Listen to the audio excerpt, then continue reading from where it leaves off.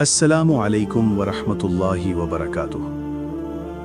دوستو، کیا آپ جانتے ہیں کہ رمضان میں ہمارے نبی کریم صلی اللہ علیہ وسلم کا طریقہ کیا تھا؟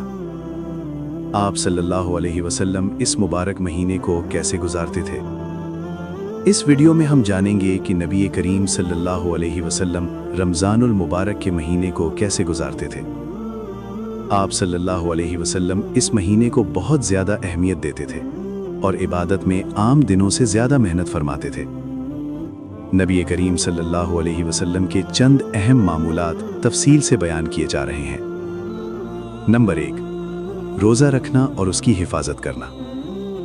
نبی کریم صلی اللہ علیہ وسلم پورے اہتمام کے ساتھ روزے رکھتے تھے اور صحابہ کو بھی روزے کی حفاظت کرنے کی تعلیم دیتے تھے۔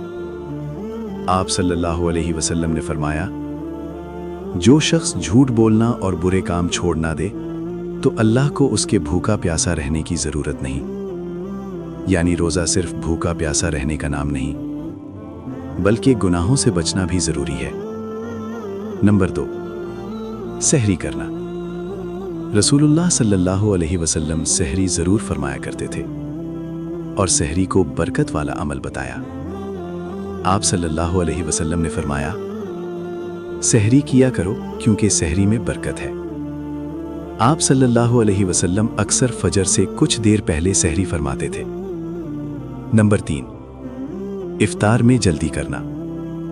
نبی کریم صلی اللہ علیہ وسلم سورج غروب ہوتے ہی فوراً افطار فرماتے تھے۔ عام طور پر آپ صلی اللہ علیہ وسلم ان چیزوں سے افطار کرتے تھے: کھجور، پانی۔ اگر کھجور نہ ہوتی تو پانی سے افطار کر لیتے تھے۔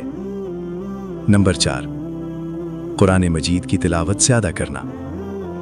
رمضان میں ہمارے نبی صلی اللہ علیہ وسلم قرآن کی تلاوت بہت زیادہ کرتے تھے۔ حضرت جبرائیل علیہ السلام ہر سال رمضان میں آ کر نبی صلی اللہ علیہ وسلم کے ساتھ قرآن کا دور کرتے تھے، اس لیے رمضان کو قرآن کا مہینہ بھی کہا جاتا ہے۔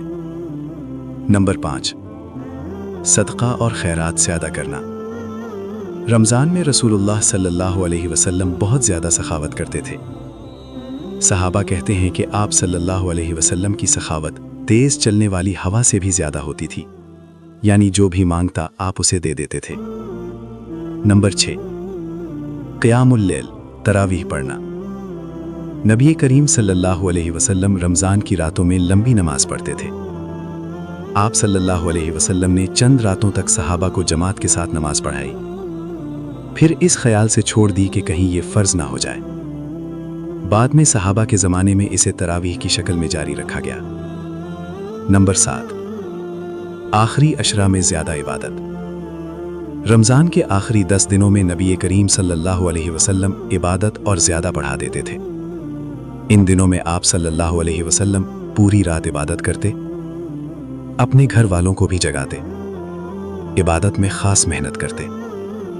نمبر 8، اعتکاف کرنا۔